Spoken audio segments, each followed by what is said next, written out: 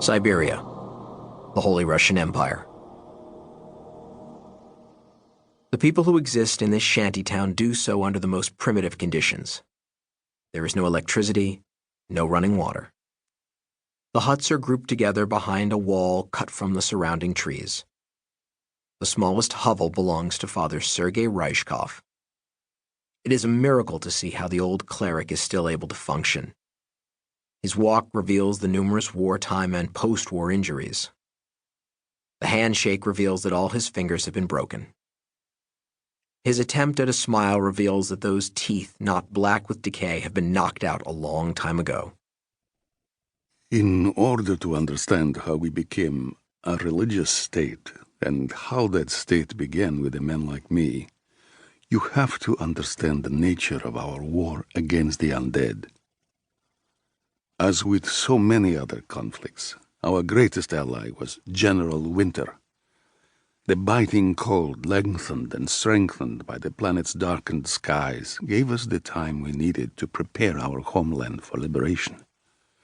Unlike the United States, we were fighting a war on two fronts. We had the Ural barrier in the west and the Asian swarms from the southeast. Siberia had been stabilized, finally, but was by no means completely secure. We had so many refugees from India and China, so many frozen ghouls that thawed and continued to thaw each spring. We needed those winter months to reorganize our forces, marshal our population, inventory, and distribute our vast stocks of military hardware. We didn't have the war production of other countries. There was no Department of Strategic Resources in Russia, no industry other than finding enough food to keep our people alive. What we did have was our legacy, a legacy of a military-industrial state. I know you in the West have always laughed at us for this folly. Paranoid Ivan, that's what you always called us, building tanks and guns while his people cry out for cars and butter.